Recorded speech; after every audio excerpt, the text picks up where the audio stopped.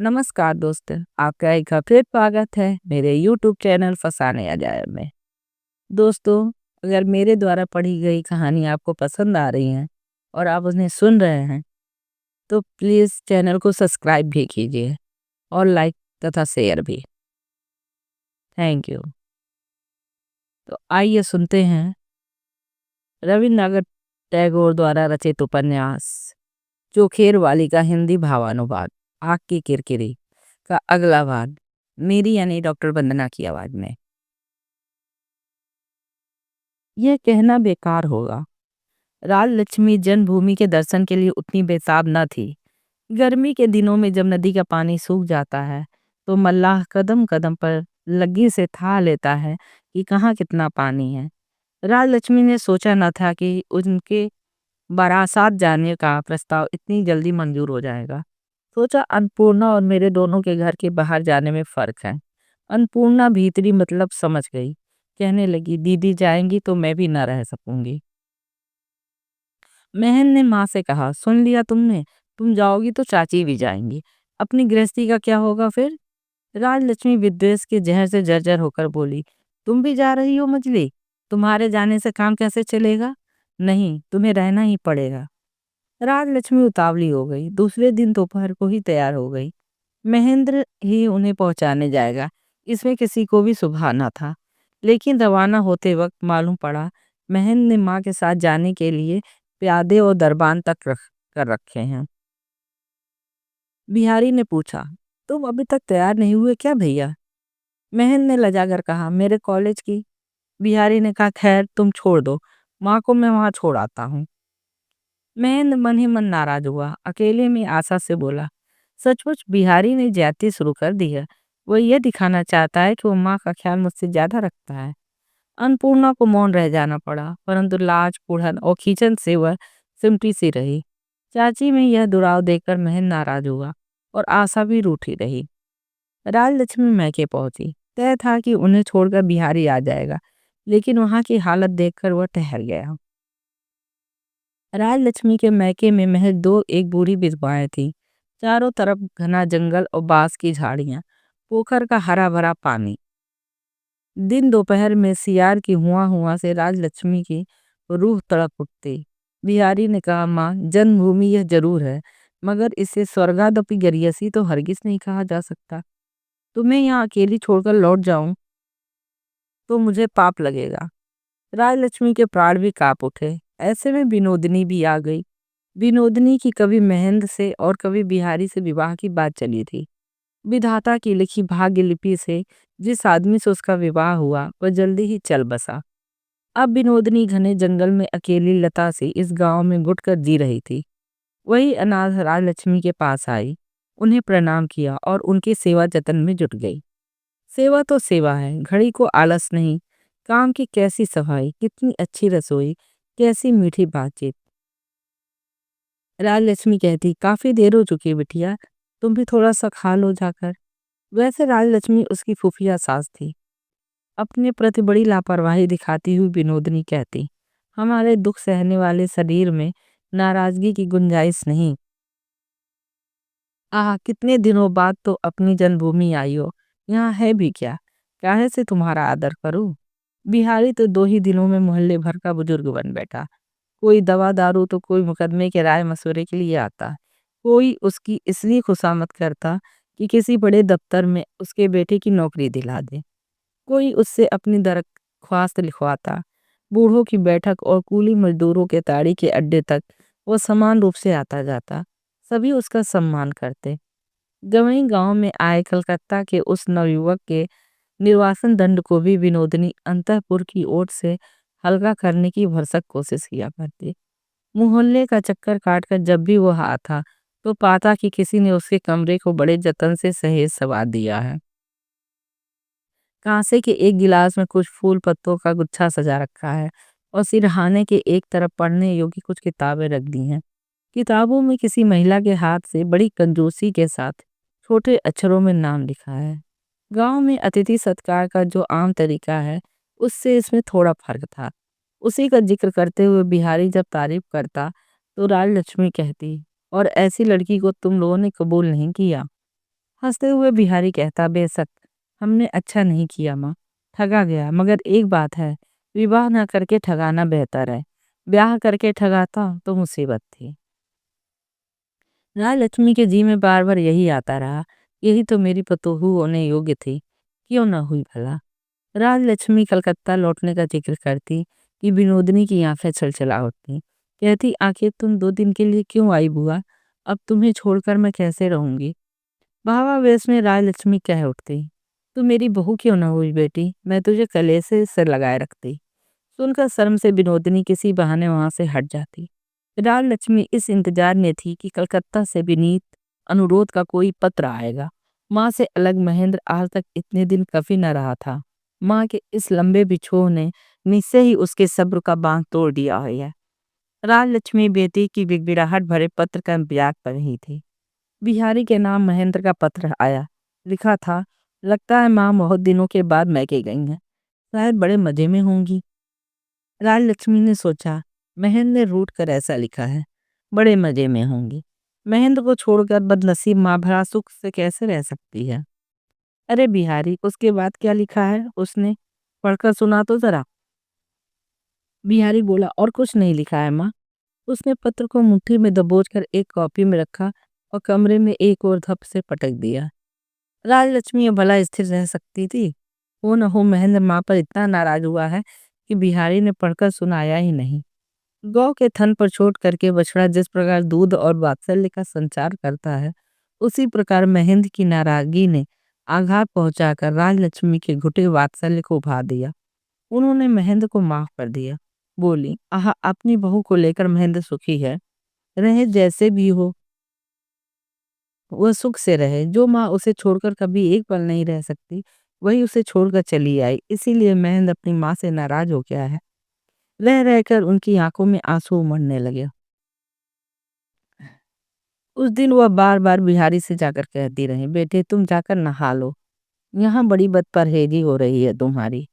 बिहारी का जी नहाने खाने का ना था। वो बोला, मुझे जैसे अभागी को बदपरहेजी में ही ठीक है, रहने दीजिए। राजलक्ष्मी अड़ गई, नहीं नहीं, नहा लो।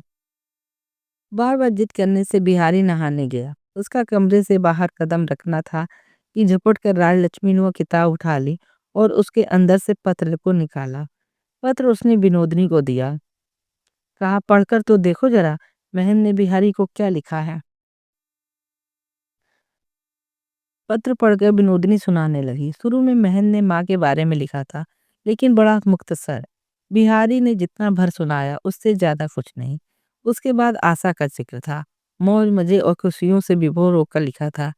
विनोदिनी ने थोड़ा पढ़ा और शर्म से रुक गई। कहा, यह क्या सुनोगी बुआ। राजलक्ष्मी का स्नेह से फुलाया चेहरा पल भर में जमकर पत्थर जैसा सख्त हो गया। जरा देर चुप रही, फिर बोली, रहने दो। चिट्ठी उन्होंने वापस न ली और वहां से चली गई। चिट्ठी लेकर विनोदिनी को क्या रस मिला वही जाने। पढ़ते पढ़ते उसकी आंखें दोपहर के तपे बालू सी जलने लगी। उसका निश्वास रेगिस्तान की बयार जैसा गर्म हो उठा।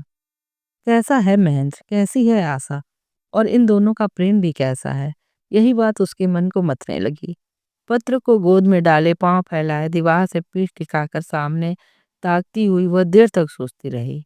महेंद्र की वह चिट्ठी बिहारी को फिर ढूंढे न मिली। अचानक उसी दिन दोपहर में अन्नपूर्णा आदम की।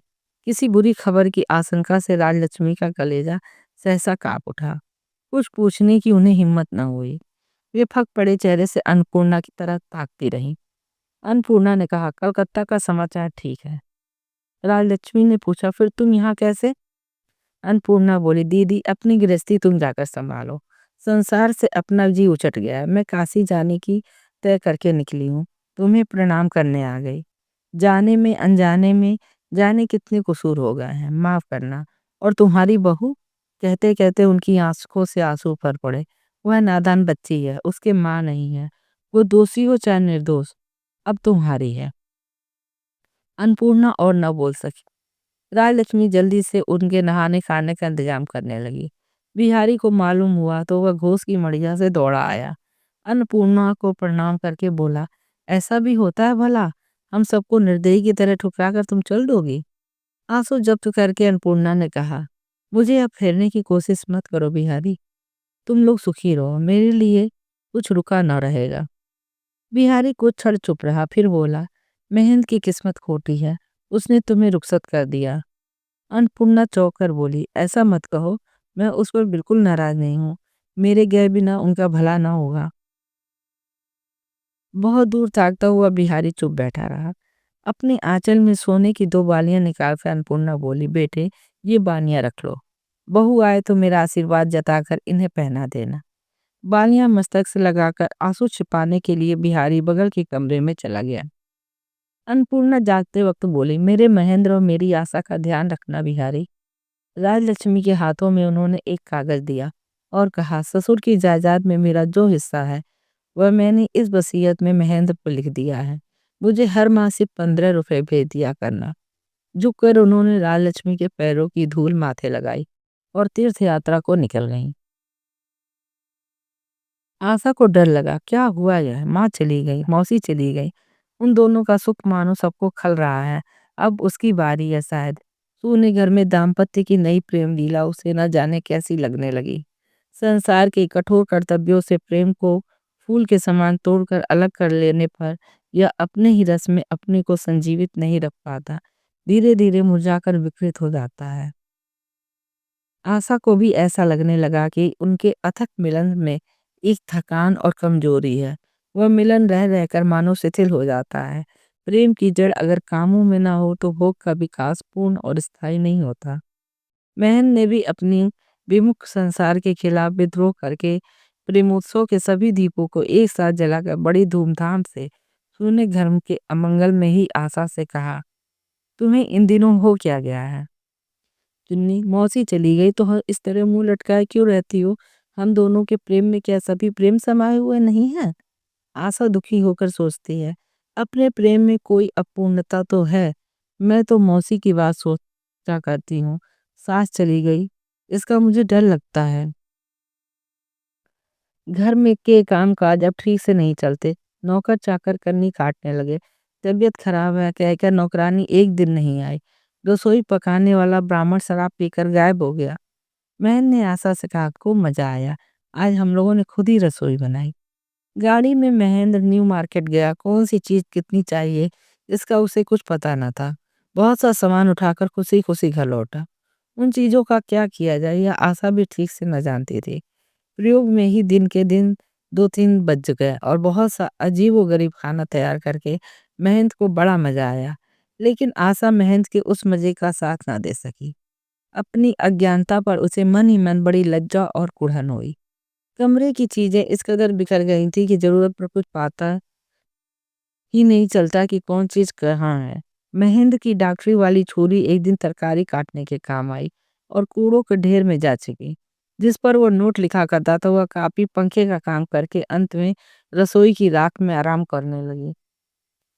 इन अनहोनी घटनाओं से महेंद्र की कौतूहल की सीमा न रही, लेकिन आशा को इससे तकलीफ होने लगी। वे बेतरतीबी के बहाव में सारी गृहस्थी को बहाकर हंसते हुए उसी के साथ बहते चलना उस बालिका को विभीषिका जैसा प्रतीत होने लगा। एक दिन शाम को दोनों बरामदे में बैठे थे। सामने खुली छत। बारिश खुल जाने से कलकत्ता की दूर तक फैली इमारतों की चोटियां चांदनी में नहा रही थीं। बगीचे से मौलसिरी के बहुत से फूल लाकर आशा माथा झुकाए माला गूंथ रही थी। महेंद्र खींचातानी करके रुकावट डालकर उल्टा सीधा सुनाकर नाहक ही झगड़ा करना चाह रहा था। बेवजह इस तरह सताए जाने के कारण आशा उसे झड़कना चाहती थी कि किसी बनावटी उपाय से उसका मुंह दबाकर महेंद्र उसकी बात को मुख से निकलने से पहले ही दबा रहा था। किसी पड़ोसी के पिंजरे की कोयलियां कूक उठी। महेंद्र ने उसी दम अपने सिर पर झूलते हुए पिंजरे को देखा। अपनी कोयल पड़ोसी की कोयल की बोली चुपचाप कभी नहीं सह सकती। आज वह चुप क्यों है? महेंद्र ने कहा, तुम्हारी आवाज से लजा गई है। उत्कंठित होकर आशा ने कहा, आज इसे हो क्या गया है? आशा ने निहोरा करके कहा, मजाक नहीं, देखो ना उससे क्या हुआ है। महन ने पिंजरे को उतारा, पिंजरे पर लिपटे हुए कपड़े को हटाया। देखा कोयल मरी पड़ी थी। अन्नपूर्णा के जाने के बाद खानसामा छुट्टी पर चला गया था। कोयल का किसी ने ख्याल ही न किया था। देखते ही देखते आशा का चेहरा फीका पड़ गया। उसकी उंगलियां चल न सकी। फूल यूं ही पड़े रह गए। चोट तो महेंद्र को भी लगी, लेकिन नाहा की रस भंग होगा, इसलिए उसने इसे हंसकर टाल जाने की कोशिश की। बोला, अच्छा ही हुआ मैं इधर डॉक्टरी की ओर निकलता, उधर ये कमबख्त कूं कूं करके तुम्हें जलाया करती थी। यह कहकर बाहु पास में लपेटकर उसने आशा को अपने पास खींच लेना चाहा। अपने को धीरे धीरे उसके बंधन से छुड़ाकर आशा ने आंचल से मौसिरी के सब फूल गिरा दिए और बोली, छी छी, अब देर क्यों, जल्दी जाकर माँ को ले आओ। इतने में दुतल्ले से महेंद्र भैया की पुकार सुनाई पड़ी। अरे, आओ आओ, महेंद्र ने जवाब दिया। बिहारी की आवाज से उसका हृदय खिल उठा। विवाह के बाद वह इन दोनों के सुख का बाधक बनकर कभी कभी आता रहा है। आज वही बाधा सुख के लिए निहायत जरूरी लगी। बिहारी का आना आशा को भी अच्छा लगा। वो जरा घूंघट खींचकर जल्दी से उठे बैठे। महेंद्र बोला, अरे जा, कहाँ रही हो? कोई और नहीं, बिहारी ही तो आ रहा है। आशा ने कहा, भाई साहब के लिए नाश्ता ले आओ। एक काम का मौका आ गया। इससे आशा का अवसाद कुछ हल्का हो गया। सास की कुशलता जानने के लिए वो घूंघट काढ़े वहीं खड़ी रही। बिहारी से अभी भी वह बोलती चालती नहीं थी। अंदर कदम रखते ही बिहारी ने कहा, तौबा तौबा, कैसे कवित्व के बीच आ टपका मैं। खैर फिक्र न करो भाभी, मैं बैरंग वापस जाता हूँ। आशा ने महेंद्र की तरफ ताका। महेंद्र ने पूछा, माँ की क्या खबर है बिहारी? बिहारी बोला, माँ और चाची की चर्चा अभी क्यों भाई, काफी समय है। Such a night was not mood. यह कैसे बिहारी लौट पड़ा। महेंद्र ने उसे जबरदस्ती खींचकर बिठा लिया। बिहारी ने कहा, देख लो भाभी, कसूर मेरा नहीं है, यह मुझे जबरन खींच लाया है। पाप इसने किया है, अभिशाप मुझ पर न पड़े। आशा से कोई जवाब देते नहीं बनता, इसलिए ऐसी बातों से वो खींच उठती है। बिहारी जानकर उसे तंग करता है। बिहारी ने कहा, घर की हालत आंखों से देख रहा हूँ, अब भी क्या माँ को लाने का वक्त नहीं आया? महेंद्र ने कहा, बेशक, हम तो उन्हीं की राह देख रहे हैं। बिहारी ने कहा, यही जताते हुए उन्हें पत्र लिखने में तुम्हें नाम मात्र का समय लगेगा, लेकिन उनकी खुशी का अंत न रहेगा। भाभी, उन 2 मिनटों के लिए महेंद्र भैया को तुम्हें फुर्सत देनी पड़ेगी, मेरी दरख्वास्त रही। आशा बिगड़ कर चली गई। उसकी आंखों में आंसू बहने लगे। महेंद्र बोला, जाने किस शुभ घड़ी में तुम दोनों की भेंट हुई थी, आखिर सुलह नहीं हो सकी, वही खटपट। बिहारी ने कहा, तुम्हें तुम्हारी माँ ने ही बर्बाद किया है, पत्नी भी बर्बाद करने पर तुली हुई है। यही मुझसे नहीं देखा जाता, इसी से जब तक कुछ कह देता हूँ। मगर नतीजा क्या होता है उसका? बिहारी, नतीजा तुम्हारे लिए कुछ खास नहीं होता, मेरे लिए थोड़ा बहुत होता है। बिहारी ने खुद बैठकर महन से चिट्ठी लिखवाई और उस चिट्ठी के साथ दूसरे ही दिन राजलक्ष्मी को लेने गया। राजलक्ष्मी समझ गई चिट्ठी बिहारी ने लिखवाई है, मगर फिर भी उनसे रहा ना गया। उनके साथ साथ विनोदनी भी आ गई। राजलक्ष्मी ने लौटकर घर की जो बदतर हालत देखी, तमाम यूं ही गंदा पड़ा तितर बितर, इसलिए बहू के प्रति उनका मन और भी खराब हो गया। लेकिन बहू में यह कैसा परिवर्तन, वो छाया से उनके पीछे डोलती फिरती, कहे न कहे हरदम हर काम में हाथ बटाने को मुस्तैद। आकर वह कह उठी, छोड़ो छोड़ो, मिट्टी पलीत करके रख दोगी तो जो काम आता नहीं है उसमें हाथ क्यों डालती हो। राजलक्ष्मी के जी में आया, हो न हो अन्नपूर्णा के चले जाने से ही बहू की यह तरक्की हुई है। लेकिन फिर मन में आया, महेंद्र सोचेगा, चाची थी तो मैं बीवी के साथ निष्कंटक मौज करता था, और माँ का पहुंचना कि विरह का दुख शुरू हो गया। इससे यही साबित होगा कि चाची उसकी शुभचिंतक रही, माँ उसके सुख का कांटा है। रहने दो, अपने को क्या पड़ी है। इधर कहीं महेंद्र दिन को बुला भेजता तो बहू जाने में आनाकानी करती। राजलक्ष्मी झिड़का करती, महेंद्र बुला रहा है तुम टाल जाती हो। ज्यादा दुलार पाने का यही नतीजा होता है, जाओ, सब्जियां मैं देख लूंगी। फिर शुरू होता वही स्लेट पेंसिल और चारों पाठ का झूठा नाटक। प्रेम के अकारण अभियोग से एक दूसरे को दोषी ठहराना, किसका प्रेम ज्यादा बजनी है इस पर निरर्थक वाद विवाद। वर्षा के दिन को रात और चांदनी की रात को दिन बनाना। ऐसे में एक दिन विनोदनी आशा के गले से लिपट कर बोली, बहन, तुम्हारा सौभाग्य अच्छा हो, जुग जुग, लेकिन चूंकि मैं एक दुखिया हूँ, इसलिए क्या मेरी तरफ एक नजर ताकना भी गुनाह है। आशा छुटपन से ही अपने आत्मीय के यहाँ पराई सी पली थी, इसी लोगों के सामने वह सदा संकुचित रहा करती थी। जुड़ी भौहें और तीखी निगाह, अनिद्य मुखड़ा और भरी हुई जवानी लिए जब विनोदनी आई तो खुद बढ़कर उससे परिचय करने की हिम्मत आशा की ना हुई थी। आशा ने गौर किया, राजलक्ष्मी से विनोदनी को किसी भी तरह का संकोच नहीं, और मानो आशा को दिखा दिखाकर राजलक्ष्मी भी उसका काफी आदर करती है।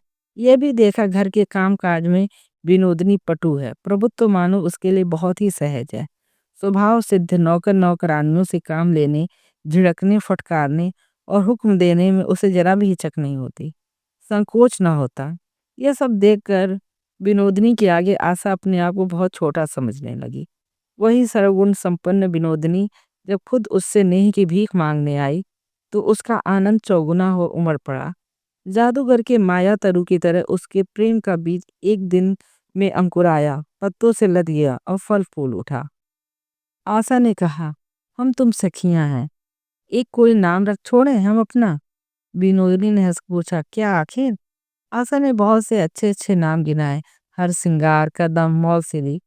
विनोदिनी बोली, ये सारे के सारे नाम बड़े पुराने पड़ गए हैं, इन दुलार के नामों की कोई कदर नहीं। आशा ने पूछा, फिर तुम्हें कौन सा नाम पसंद है? हंसकर विनोदिनी ने कहा, आँख की किरकिरी। आशा कोई मीठा सा नाम ही चाहती थी, लेकिन विनोदिनी की पसंद से उसने दुलार की इस गाली को ही कबूल कर लिया। बाहों से उसकी गर्दन लपेटकर बोली, मेरी आँख की किरकिरी, और वह हंसते हंसते लोटपोट हो गई।